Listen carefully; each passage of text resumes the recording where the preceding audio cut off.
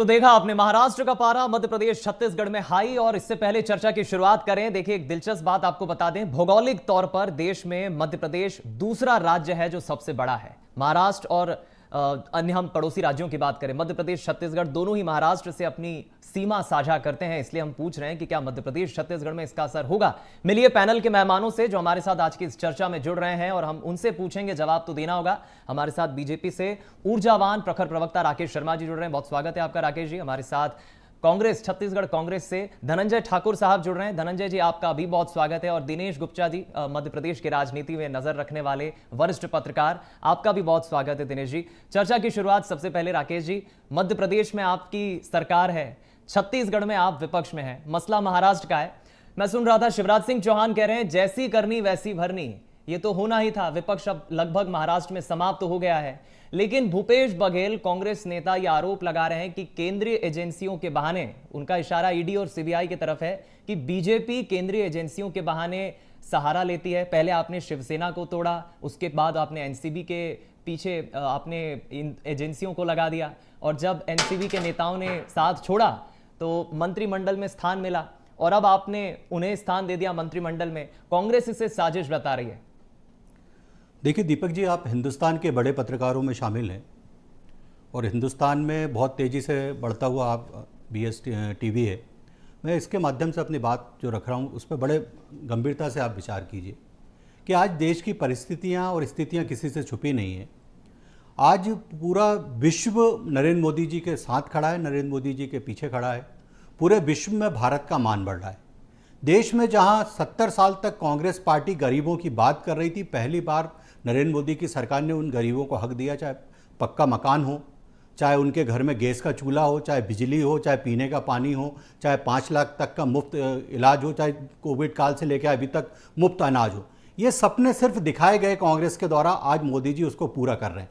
आप ये परिस्थितियाँ देखिए कि आज ये बात की जा रही है कि साहब एनसीपी टूट गई, पर दीपक जी इस बात पर गौर क्यों नहीं करते कि ऐसा क्यों हो रहा है। पूरे देश में जो विपक्षी दल हैं वो धृतराष्ट्र और गांधारी बने हुए हैं, पुत्र मोह और पुत्री मोह में। आप देखिए कि कांग्रेस की बात जब आती है तो राहुल गांधी और प्रियंका वाड्रा के बाद कांग्रेस पार्टी खत्म हो जाती है। और कौन नेता है आज कांग्रेस के? नेता कहते हैं साहब खड़गे साहब हमारे अध्यक्ष हैं, पर जब भी बात होती तो कहेंगे कि सोनिया गांधी, राहुल गांधी और प्रियंका वाड्रा निर्णय करेंगे कि कांग्रेस पार्टी में क्या होगा। अब एनसीपी की बात की जाए, अजित पवार को कौन नहीं जानता। महाराष्ट्र में आज अगर एनसीपी खड़ी है तो वो अजित पवार के कंधे पे खड़ी थी।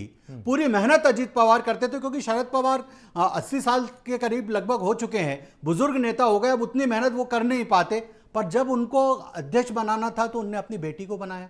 तो कहीं ना कहीं जो व्यक्ति मेहनत कर रहा है, बेटी दामाद को प्राथमिकता दी, आप ये कह रहे हैं। लेकिन एक छोटा सा मेरा सप्लीमेंट सवाल राकेश जी ये भी है, भूपेश बघेल कह रहे हैं कि जिस तरह शिवसेना के पीछे आपने एनसीबी यानी कि जो केंद्रीय एजेंसियां सीबीआई ईडी का आपने सहारा लिया, एनसीबी के नेताओं के पहले आपने पीछे जिस तरह केंद्रीय एजेंसियां लगाई, मंत्रिमंडल में जगह मिलते ही उनके पाप धुल गए। छत्तीसगढ़ में भी ऑपरेशन लोटस की सुगबुगाहटें तेज है, ऐसी कुछ प्लानिंग कर रही है पार्टी छत्तीसगढ़ में?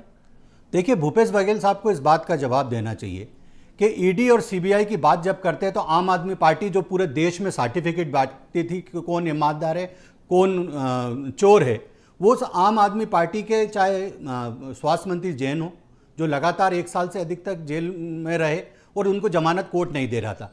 उसके बाद उनके मनीष सिसोदिया हो, जो बड़े कद्दावर नेता थे, आज वो भी भ्रष्टाचार के आरोप में जेल में, कोर्ट उनको भी जमानत नहीं दे रहा। नवाब मलिक एनसीपी के पूर्व नेता महाराष्ट्र के हो, या वहां के गृह मंत्री जो रहे हैं कांग्रेस पार्टी के, तो ये सब लोग अगर ईडी ने इनके खिलाफ कार्रवाई की है, सीबीआई ने इनके खिलाफ कार्रवाई की है, तो कोर्ट इनको जमानत नहीं दे रहा। अब छत्तीसगढ़ की बात करें तो छत्तीसगढ़ में भूपेश बघेल साहब की जो सहयोगी थी ओएसडी, उसके पास कितने करोड़ों रुपए बरामद हुए थे।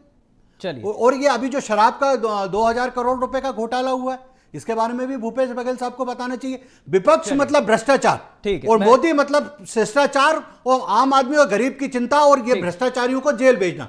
तकलीफ इस बात की विपक्ष को हो रही है और इसीलिए जोर जोर से विपक्ष चिल्लाता है कि हाँ हम चोर हैं, पर आप अगर चोर के खिलाफ कार्रवाई करेंगे तो हम ईडी और सीबीआई की बात। चलिए मैं लौटूंगा, राकेश जी ने अपना समय लिया है भरपूर, अपना तर्क वो रख रहे हैं। धनंजय जी आप क्या कहेंगे, जिस तरह से मुख्यमंत्री आरोप लगा रहे हैं, वो अनेक राज्यों का नाम ले रहे हैं, असम, मध्य प्रदेश, कर्नाटक, गोवा में पहले जो क्षेत्रीय नेता बीजेपी के टारगेट में हुआ करते थे, वो बीजेपी में आने के बाद अब वॉशिंग मशीन में धुलकर पाक साफ हो गए हैं। बीजेपी पर जो हमला बोल रहे हैं भूपेश बघेल और कह रहे हैं कि ये सब कुछ ऑपरेशन लोटस के तहत सब कुछ किया गया है। अब बीजेपी के वो नेता जो पहले निशाने पर थे वो पाक साफ कैसे हो गए? छत्तीसगढ़ में भी सुगबुगाहटें हैं। सीएम शिवराज कह रहे हैं कि विपक्ष अब महाराष्ट्र में खत्म हो गया है। छत्तीसगढ़ के परिप्रेक्ष्य में मैं आपसे पूछ रहा हूं, ऐसा क्यों लगता है? साजिश क्यों लगती है बीजेपी की? असल में आप देखेंगे दीपक जी कि पूरे देश में भारतीय जनता पार्टी अब साफ होने के कगार पर आके खड़ी हो चुकी है, क्योंकि आप देखते हैं कि 2014 में जिस प्रकार से भारतीय जनता पार्टी की देश के जो राज्यों में सरकार हुआ करती थी, 2014 के बाद ऐसा क्या हुआ कि आज पूरे देश में सिर्फ 6 ऐसे राज्य हैं जहां भारतीय जनता पार्टी की खुद के दम पर सरकार है और बाकी जगह वो लंगड़ी लूड़ी और बैसाखी के सहारे पर सरकार में बैठी हुई है। कुछ जगह मध्य प्रदेश की बात कर लूं, चाहे गोवा की बात कर लूं, या कर्नाटक में जो इसके पहले सरकार थी उसकी बात कर लूं, या महाराष्ट्र की बात कर लूं, इन सारों जगह पर जनतंत्र की हत्या करके, जनमत की हत्या करके, लोकतंत्र की हत्या करके भारतीय जनता पार्टी ने सरकार बनाई थी, क्योंकि जनता ने इनको सिरे से खारिज कर दिया था।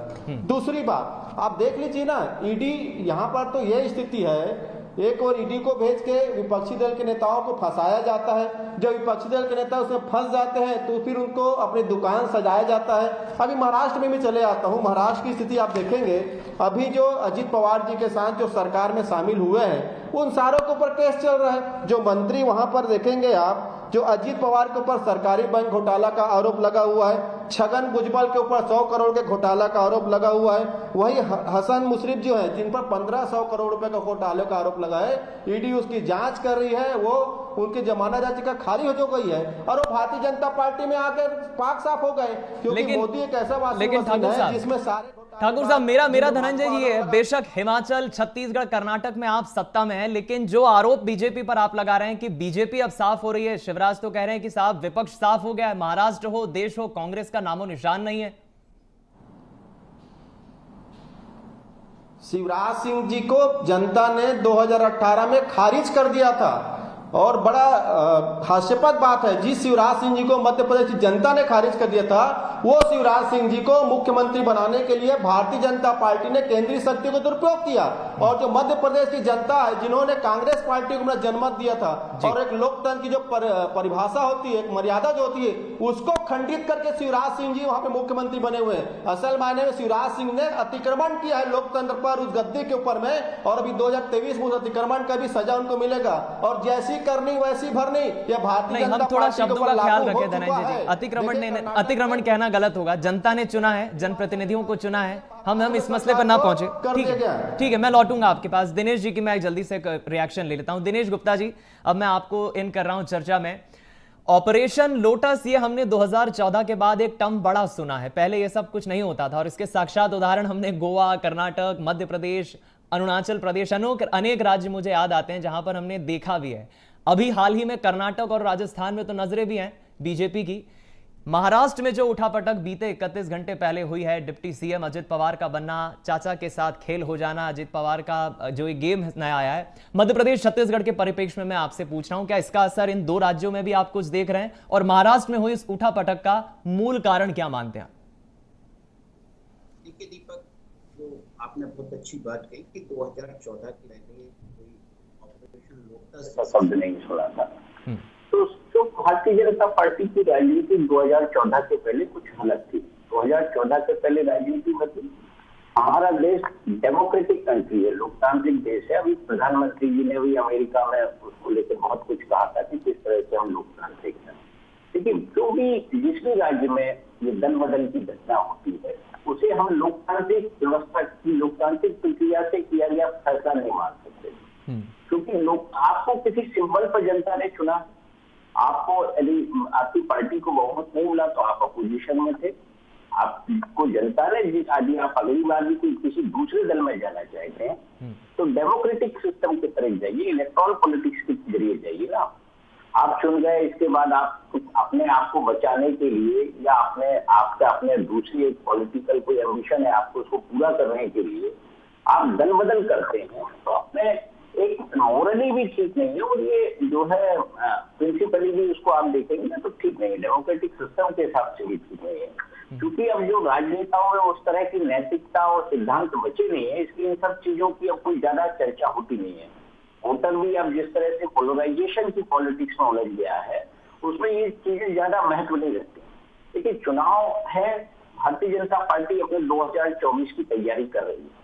अब इस एक्सरसाइज का कितना फायदा मिलेगा ये कहना मुश्किल है, क्योंकि देखिए जो लोग दल बदल कर रहे हैं, इनका जो लोकसभा चुनाव के समय या जो राज्यों के विधानसभा के समय 100% सक्सेस रेट होगा, ये नहीं कह सकते हम, क्योंकि हर पार्टी का अपना वोट होता है। वो जरूरी नहीं है कि आपके दल बदल करने के बाद वो वोट शिफ्ट हो जाए। जरूरी नहीं है कि उद्धव ठाकरे के समर्थक शिंदे के लोगों को वोट दें, जरूरी नहीं है कि शरद पवार के लोग उनके भतीजे को वोट दें। तो कोई भी जो भी आप निर्णय करते हैं, हमने बहुत सारे नेताओं को देखा है जिन्होंने दल बदल किया, उसके बाद वो दिखाई नहीं दिए, वो भारतीय जनता पार्टी के समुद्र में कहाँ समा गए तो कहीं दिखे नहीं। तो जो घटनाक्रम है उसको आप देखिए, महाराष्ट्र की राजनीति में क्यों है, कोई अजीत पवार तो वैसे भी सस्पेक्टेड थे, वो शरद पवार उनको रोके हुए थे। आप जब चुनाव नतीजों के बाद देखिए वो रातों रात में कैसे राजभवन का घटनाक्रम था जी। अजीत पवार ही तो थे, जब गए थे वो तब फेल हो गए थे। और अभी भी आगे क्या स्थितियां होती है कह नहीं सकते, क्योंकि जो अभी तो पूरी सरकारी दांव पर है ना, सुप्रीम कोर्ट के अनुसार यदि स्पीकर उसका डिसीजन नहीं कर रहे हैं तो बहुत सारी चीजें अभी उसके सवालों के घेरे में हैं। जब मूल स्थिति होगी कि यदि वो सुप्रीम कोर्ट के आदेश का अक्षर से पालन करते हैं तो हो सकता है बहुत सारी तस्वीरें बदलेंगी। बिल्कुल ठीक कहा आपने सर। मैं समझता हूं आपने एक वर्तमान परिस्थिति को हमारे दर्शकों के सामने स्पष्टता से सामने रखा है। मैं लौटूंगा, दिनेश सर बखूबी उसका विश्लेषण करें। राकेश जी जवाब दें, भूपेश बघेल का तो जवाब देंगे ही आप, लेकिन कुछ गंभीर आरोप आपके साथ ही कांग्रेस के प्रवक्ता मेहमान उठा रहे हैं, पाक साफ हो गए हैं, तमाम आरोप लगा रहे हैं। और एक भूपेश बघेल ये कह रहे हैं कि आप ऑपरेशन लोटस के नाम पर केंद्रीय एजेंसियों का सहारा लेकर लोकतंत्र का गला घोट रहे हैं। देखिए दीपक जी, मेरे कांग्रेस के विद्वान साथी धनंजय जी को एक बात का जवाब जरूर देना चाहिए। अभी ये कह रहे थे कि भारतीय जनता पार्टी के साथ आ जाते हैं तो सब पाक साफ हो जाते हैं, और जब कांग्रेस के साथ सरकार चलाते हैं जब उसके बारे में बात नहीं होती क्या? अभी कुछ दिन पहले ही शिवसेना, एनसीपी और कांग्रेस की संयुक्त सरकार थी महाराष्ट्र में, और यही कि यही सबके सब ये जितने लोग थे यही वहाँ मंत्री बने हुए थे और यही उप मुख्यमंत्री बने हुए थे, बड़ी अच्छी सरकार चल रही थी, तब इनके दाग नजर नहीं आ रहे थे क्या?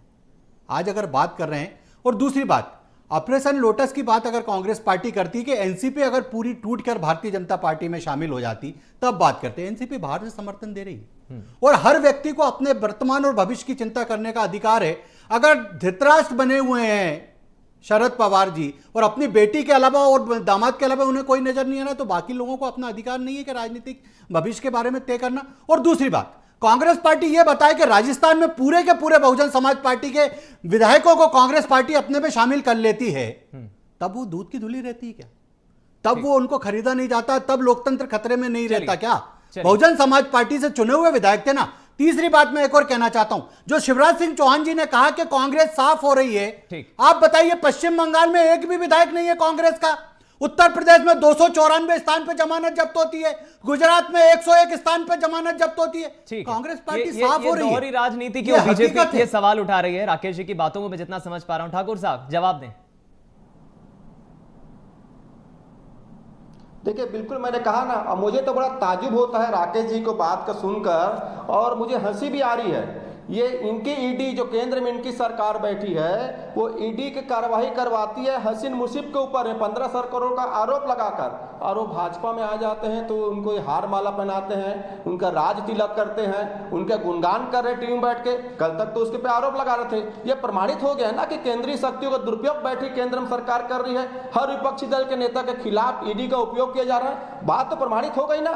राकेश जी यहाँ पे बोल दें कि छत्तीसगढ़ में तो बहुत छापे पड़ रहे हैं, खुद रायपुर के महापौर एजाज डेबर के खिलाफ कार्रवाई हुई। ईडी गलत कार्रवाई कर रही थी, जी बोल देना बैठ के भाई। जी, लेकिन बीजेपी कह रही कि तो आप फिर डरे क्यों हैं? जो छापे पड़ रहे हैं, कार्रवाई अगर केंद्रीय एजेंसियां कर रही है, आप सहयोग करें, आप आरोप क्यों लगा रहे हैं? बीजेपी पे क्यों ढोल देते हैं कि बीजेपी करवा रही है कार्रवाई? हम डरते नहीं हैं, हम तो डर नहीं है, हम डरते नहीं, हम तो नरेंद्र मोदी सरकार के चरित्र को जनता के बीच में रख रहे हैं, जिस पे आरोप लगाते हैं, जिसके खिलाफ जांच करवाते हैं और उसी को सरकार में मंत्री बनाती है भारतीय जनता पार्टी, राज तिलक करती है, मिठाई खिलाती है और उसके घोटाला पाक साफ हो जाता है। जवाब तो इनको देना है ना। जवाब दें राकेश जी, आरोप लगाते राकेश जी जवाब ले लेता हूं, जवाब ले लेता हूं। छत्तीसगढ़ नहीं, पूरे जहां जहां अगेंस्ट बीजेपी की पार्टी है भाई मुझे बोल लेने, भेजते हैं लोग, प्रमाणित नाराज मत होइए, और झूठे आरोप लगाते हैं। नाराज मत होइए, मुझे बोल लेने दीजिए एक मिनट। धनंजय जी, आप बहुत सीनियर नेता हैं। कांग्रेस की यूपीए की सरकार रहती है, मायावती समर्थन करती है, मुलायम सिंह समर्थन करते हैं, डीएमके समर्थन करते हैं, तीनों के खिलाफ सीबीआई जांच चलती है, 2 के खिलाफ आय से अधिक मामले की और 1 के खिलाफ भ्रष्टाचार की, पूरे 10 साल तक जांच चलती है। और जब तुम्हारी सरकार जाने वाली रहती है 2 महीने पहले क्लीन चिट देते हो। हमें सिखा रहे हो कि केंद्रीय एजेंसी, तुम्हारे समय में सुप्रीम कोर्ट ने तोता कहा था सीबीआई को, हमारे समय में नहीं कह रही। सुप्रीम कोर्ट भ्रष्टाचार के खिलाफ कार्रवाई करिए। 14 दल गए थे ना सुप्रीम कोर्ट में कि साहब ईडी को मत छापे पड़ने दीजिए। सुप्रीम कोर्ट ने क्या कहा? ईडी सही कार्रवाई कर रही है। तो भ्रष्टाचार से डरा कौन है? अगर आप साफ सुथरे हैं, पाक साफ हैं, तो इतना घबराइए मत, आपके खिलाफ कार्रवाई नहीं होगी। जो भ्रष्टाचारी है वो जेल जाएंगे और जा रहे हैं, और सुप्रीम कोर्ट उनको जमानत नहीं दे रहा। इस बात को जवाब दे दीजिए। आप मानते हैं ना, आप तो अपनी बात में फंस रहे हैं। अरे मैं अपनी बात में नहीं फंस रहा हूँ, आप जवाब दीजिए ना कि यूपीए की सरकार में सीबीआई 3 दलों के खिलाफ जो आपके सहयोगी थे, जवाब नहीं है। ये कांग्रेस जो है ना, गले गले तक भ्रष्टाचार में डूबी है, गले गले तक। जहां जहां सरकार है कांग्रेस की, वहां सिर्फ भ्रष्टाचार है, सिर्फ भ्रष्टाचार, भ्रष्टाचार। माँ और बेटे दोनों जमानत पे, दामाद जमानत पे, ईडी की पेशी में जा रहा है। कांग्रेस के पिता माँ को ईडी की पेशी में जा रहा है। बचा कौन है ये बता दो यार, भारतीय जनता बचा कौन है? विजय माल्या के लिए पत्र लिखते हो, जो देश का गद्दार है, जो डिफॉल्टर था विजय माल्या, उसके लिए पत्र लिखते थे मनमोहन सिंह और चिदम्बरम। आप लोग यहाँ ज्ञान की बातें कर रहे हो बैठ के। ये देश बहुत जान रहा है आपको। लोकतंत्र के विपरीत बनी हुए है। उत्तर प्रदेश में 294 स्थान पे इसीलिए जमानत जब्त हुई। जान रहे हैं भ्रष्टाचारियों को। चलिए ईडी, सीबीआई, आईटी। चलिए धनंजय जी, राकेश जी, शोर में हम बहुत सी मुद्दे खो देते हैं। जनता हमें समझ सके बेहतर ढंग से। मैं दोनों को थोड़ा समय दे रहा हूं, 30 सेकंड में अपनी बात रखें, फिर एक महत्वपूर्ण सवाल लेके मैं गुप्ता जी के पास जाऊंगा। धनंजय जी, आरोप जो राकेश जी लगा रहे हैं, मैं चाह रहा हूं 30 सेकंड में जी। 1500 करोड़ का घोटाला ईडी जांच कर रही है। क्या भाजपा पाक साफ मानती है? जिसका राज तिलक कर रही है, मिठाई खिला रही है, माला पहना रही है। ठीक है राकेश जी। देखिए, मैं तो दीपक जी इनसे पूछ रहा हूं कि विजय माल्या के लिए क्यों मनमोहन सिंह और चिदम्बरम, जो देश के प्रधानमंत्री थे और देश के वित्त मंत्री थे, वो पत्र लिख रहे हैं, जबकि बैंक कह रहा है कि डिफॉल्टर है व्यक्ति, इसको लोन नहीं दिया जा सकता। अब वही पत्र वहां पे लंदन की कोर्ट में लगाए हैं अधिकारियों ने। तो ये तो देश का नाम विदेशों में तक में बदनाम कर रहे हैं। भ्रष्टाचार के इतने गले गले तक डूबे थे, और ये भ्रष्टाचार की बात करते हैं जिसमें सोनिया गांधी और राहुल गांधी दोनों ईडी की जमानत पे घूम रहे हैं, कोर्ट से जमानत पे घूम रहे हैं। संक्षेप में धनंजय जी। जी, विजय माल्या, सुशील मोदी और न जाने कितने लोगों को भारतीय जनता पार्टी ने विदेश का टिकट देके पहुंचाया है। कितना माल लिए थे? पत्र लिखा था, पत्र लिखा। आपने विदेश पहुंचाया, ये कह रहे हैं। देखिए, मुझे तो बड़ी हंसी आती है कि देश का प्रधानमंत्री और वित्त मंत्री पत्र लिख रहा है एक भ्रष्टाचारी के लिए, और ये किस मुंह से बात कर रहे हैं टीवी पे बैठकर। इनका चेहरा मुझे देखने लायक दिख रहा है, इतने जो उत्तेजना और ये वो दिख रही है, क्योंकि ये इनके पूरे नेता भ्रष्टाचारी है, जिसके माँ, बेटे, दामाद तीनों जमानत पे हो पार्टी के, जो पार्टी चला रहे हैं, और वो भ्रष्टाचारी। ये किस मुंह से बात करते हैं भ्रष्टाचार की? ये जनता देख रही है, हंसती है जनता कांग्रेस भाजपा के ऊपर अपराधियों को संरक्षण देने का कांग्रेस पे जनता करेंगे। ये तो लोकतंत्र की हत्या करने, सोनिया जी ईडी की पेशी पे, राहुल गांधी ईडी की पेशी पे। कितना पैसा मिला विजय माल्या से भारतीय जनता पार्टी को? कुछ मत बोलिए, पत्र आप लिखते हैं, ये बताओ कितने पैसे लिए थे पत्र लिखने के लिए? उसको कैसे पहुंचा दिए? किसने लिए थे वो बताओ। किसका है? ये देश सुनना चाहता है। भारतीय जनता पार्टी चोरों को आपके चिल्लाने से कुछ नहीं होगा, सब चोर जेल जा रहे हैं, और चिंता मत करो। भाजपा की होती है। माँ, बेटे और दामाद तीनों भी जेल जाएंगे। अरे चिंता मत करो, तीनों जेल जाएंगे। 2024 में विधायक तैयारी करो, शिवराज सिंह की विधायक तैयारी करो, तीनों जेल जाएंगे। 24 में नरेंद्र मोदी जी की विधायक। और अभी छत्तीसगढ़ के तुम्हारे बहुत सारे नेता जेल जाने वाले। चोरों को जो संरक्षण देते हैं, घोटालेबाज। चलिए, एक फाइनल निष्कर्ष तक निकलना शायद दर्शकों के लिए भी कठिन होगा। एक बड़ी गहमा गहमी हो गई हमारे कांग्रेस बीजेपी के मेहमान तथ्यों के साथ जो आरोप लगा रहे हैं, ये जनता तय करेगी। एक बड़ी हॉट टॉक हुई है। एक संक्षिप्त में मैं महत्वपूर्ण सवाल लेके दिनेश जी आपके पास आ रहा हूं। ये बगावत साहब बहुत दुख देती है। मेरे पिताजी कहते थे एक दौर था राजनीति में आजादी के बाद जब पार्टी को मां से बढ़कर माना जाता था। अब हम देख रहे हैं बीते 5, 8, 10 सालों में जो ट्रेंड बदला है, बगावत के सुर उठ जाते हैं, नेता नाराज हो जाते हैं, दलों को छोड़ देते हैं, ये नुकसान बड़ा करके जाते हैं। प्रत्यक्ष उदाहरण मध्य प्रदेश में हमने हाल ही में देखा, सिंधिया के जाने से तख्ता पलट हो गया। बीजेपी की भी हम बात करें तो कम नहीं है, दीपक जोशी नाराज हो जाते हैं। ये बगावत के सुर नेताओं के जो उठते हैं दिनेश जी, इससे पार्टी को तो नुकसान होता ही है, लेकिन पॉलिटिकली मैं आपसे समझना चाह रहा हूं, एक नया ट्रेंड सेट हो रहा है राजनीति में। ये बहुत पुराना ट्रेंड है दीपक। ये जब कांग्रेस थी तब भी इसी तरह से दल बदल होते थे, लेकिन ये कह सकते हैं जो पिछले 9 साल में अभी तक के आप दल बदल देखेंगे, चाहे वो विधायक हो, सांसद हो, 2000 से ज्यादा लोग तो जो बड़े पदों पर हैं उन्होंने दल बदल किया है। लोकसभा चुनाव हमने 2014 में देखा और उसके बाद भी देखा, और सबसे ज्यादा जो लूजर रहे इस मामले में तो वो कांग्रेस, बीएसपी, एनसीपी, शिवसेना रहे, यानी कि लोग गए जो अब बाकी जगह उतना नहीं रहा। लेकिन ये जो जब नैतिक पतन होता है तो समाज में सभी का होता है, ये जरूरी केवल ये नहीं है कि राजनीति का नैतिक पतन हो गया, सभी जगह हुआ, लोग छोड़ के जा रहे हैं। आप उसके बाद आपका भविष्य क्या है? एक बार आप बगावत करके कहीं किसी पद पर बैठ गए, उसके बाद कितने लोगों को याद रहते हैं आप, ये बहुत महत्वपूर्ण हो जाता है राजनीति में कि आपका एक निर्णय जो है आज जनता कितना आपको सिर माथे पर उठाती है। जनता की जरूरत थी कि आप दल बदल करें या आपने अपनी महत्वाकांक्षाओं के कारण कर दी। लेकिन पहले क्या होता था कि आदमी कमिटमेंट के साथ राजनीति करता था, सेवा के भाव से करता था। आजकल उसका जो है पेशा है राजनीति, जब प्रोफेशन हो जाता है ना तो फिर अलग तरह से बिहेव करता है। तो आज जहाँ सत्ता होगी वहाँ लोग जाना पसंद करते हैं और बहुत सारा नैरेटिव भी होता है। संक्षिप्त में दिनेश जी, इससे से जुड़ा सप्लीमेंट सवाल है, मैं ये भी आपसे समझना चाहूंगा, क्या मैं किसी एक पार्टी के लिए नहीं कह रहा हूं, मैं सभी राजनीतिक दलों के लिए कह रहा हूं, क्या अब ये दल बदल का जो दौर है या बगावती सुर जब नेताओं के होते हैं, क्या ये पॉलिटिकल माइलेज लेने की कोशिश होती है? मैं बीजेपी, कांग्रेस, समाजवादी पार्टी, आम आदमी पार्टी सभी में देख रहा हूं, बड़े चेहरे शामिल हो जाते हैं तपाक से। ये एक पॉलिटिकल माइलेज लेने की और पार्टी हित में काम करने की एक स्ट्रैटेजी होती है? नहीं, देखिए ये तो व्यक्तिगत ज्यादा होता है, और पार्टियां जब पार्टी अपने महत्वाकांक्षाओं पर आती है कि नहीं हमें तो पूरे देश में जो है अपनी सरकार चाहिए, तो फिर आप ये देखेंगे तो अतिवाद हो जाता है। बहुत सारी चीजें जो है अतिरेक के कारण होती है, जिसमें आपको डेमोक्रेटिक सिस्टम पे चलना चाहिए। एक दौर तो ऐसा था कि गोवा में बहुत जल्दी दल बदल हुए थे, लेकिन अब तो सेटल हो रहा है, धीरे धीरे सेटल हो रहा है। अभी हम देख रहे हैं कि कर्नाटक में जो सरकार दल बदल के कारण बनी थी वो क्या हुआ आम चुनाव में, वहां से फिर जो है उसके परिणाम बदल गए। तो जनता का रिएक्शन भी देखना चाहिए कि उसके बाद जनता ने उसको एक्सेप्ट किया है कि नहीं।